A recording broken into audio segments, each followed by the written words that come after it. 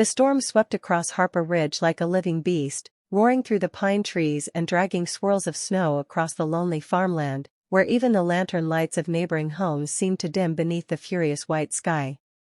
Elias Turner, a quiet rancher who lived alone on the outskirts of town, braced his coat tighter around his shoulders as he made his late evening rounds, checking on his cattle and the old red barns that had belonged to his family for 3 generations. He preferred silence, he had lived with it so long that it felt more like company than loneliness.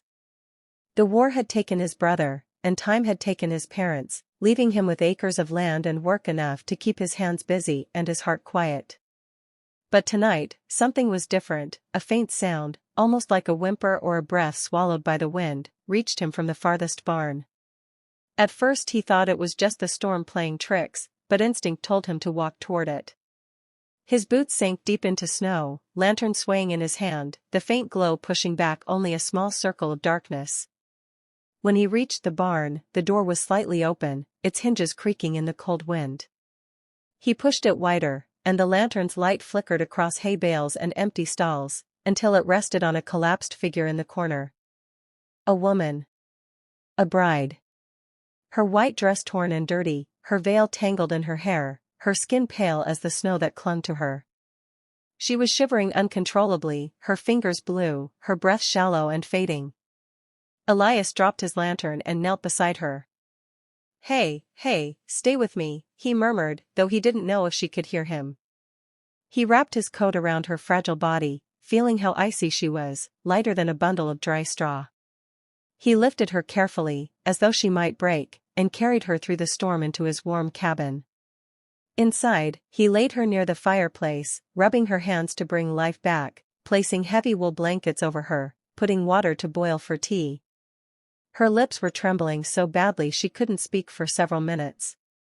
Elias watched her closely, not with suspicion, not with desire, but with worry. Finally, her eyes slowly opened, wide and glassy, like someone learning how to breathe again. "You're safe now," Elias said softly. "I'm Elias Turner. Can you tell me your name?" She blinked, and a tear slid down her pale cheek. "Lily," she whispered. "Lily Bennett." The name sounded familiar. Familiar. Then he remembered the wedding that was supposed to happen that afternoon in the small church near town.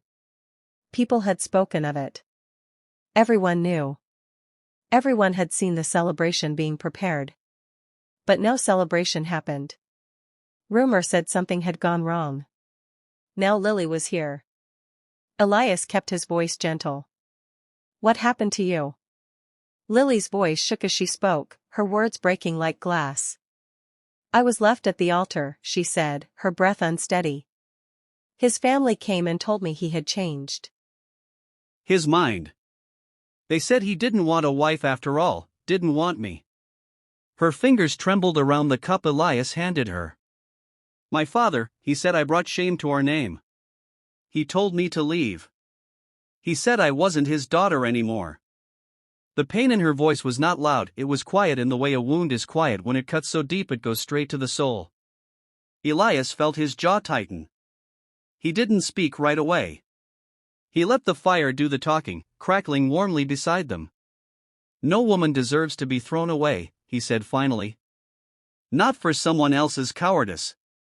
Lily looked at him then, as if seeing a safe place for the first time since her world shattered. His cabin was small, worn, simple, but it was warm. It was shelter. It was mercy. Outside, the storm continued to rage, battering the windows and howling across the open land. But inside, Lily slowly began to thaw, her shivers calming, her breathing deepening, her eyes steadying. She was still broken, still lost, still hurting, but she was no longer alone. And Elias stayed beside her the entire night, not because he felt obligated, but because something in him refused to let another soul freeze in the dark the way life had once left him. Spring crept slowly over Harper Ridge, melting the heavy snows and replacing the brutal winds with soft breezes that carried the scent of wildflowers, but inside Elias Turner's cabin, change had begun long before the weather turned. Lily Bennett, once the abandoned bride found freezing in his barn, had begun to find herself again. In the early weeks, she moved carefully through the house, as though she feared she might take up too much space or make too much sound, her grief a shadow that clung to her shoulders. Elias never pushed her to talk about what had happened, nor did he tiptoe around the pain she carried. Instead, he simply made room for her, room at the table, room by the fire, room in the quiet that settled around them in the evenings. Slowly, she learned to breathe without crying, to laugh without guilt, and to rest without fear of being thrown out again. Every morning, she rose early to help with chores, sweeping the porch, collecting eggs, or washing up after meals, though Elias had told her she didn't know him a thing. "Work keeps the mind steady," she had said once, and Elias nodded, understanding more than she knew. As the days lengthened, they talked more not about her past, but about simple things: the stubbornness of the horses, the weather patterns over the valley, how the light caught on the wheat fields at dusk. Occasionally, Lily would falter, silence falling over her as memories tried to drag her back into despair, but Elias would simply sit beside her, offering presence instead of words. It was that steady quiet that healed her more than anything else. When the roads cleared and she finally rode into town to buy flour and sewing thread, whispers rose around her like dust on old floors. "That's the Bennett girl, the one who was left." But Lily kept her chin level, her gaze forward, because she knew she had a place to return to now. Elias stood tall beside her, his presence large and solid, and no one dared speak louder beyond a whisper. Their everyday life unfolded like gentle pages in a book, soft, patient, meaningful.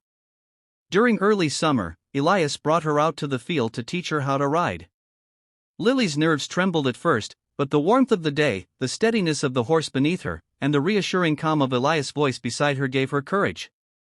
She laughed, truly laughed, for the first time in months when the horse trotted and she nearly bounced off the saddle, holding onto Elias' hand as though it were the only anchor she had in the world. He laughed too, not at her, but with her, and in that shared sound, something gentle took root between them, something unnamed, but alive. One evening, while repairing a broken fence together as the sun dipped low, Lily asked quietly, "Why did you help me?" Elias set down his hammer and leaned his arms on the fence, looking out over the golden fields. "Because once," he said, voice low, "someone I loved needed help, and nobody stepped in. I swore I'd never let that happen again." Lily understood then not just his kindness, but the grief buried beneath it. And she felt her heart move, not out of gratitude, nor dependency, but out of recognition of him, of herself, of the world that had nearly destroyed her and the one that was slowly helping her rebuild. Days turned into weeks, and by midsummer, it was clear she was no longer a guest. She belonged there not because she asked to, but because her presence fit into the rhythm of the place as naturally as sunlight fit the morning. One sunset, Elias stood with her on the porch, hands tucked in his pockets, the horizon glowing amber. He spoke quietly, like a man who wanted to give freedom, not take it. "Lily, you don't owe me anything. You're free to go wherever your heart wants.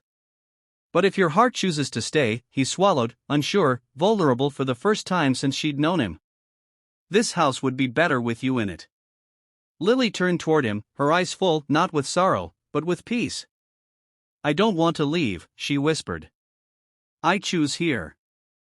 I choose you."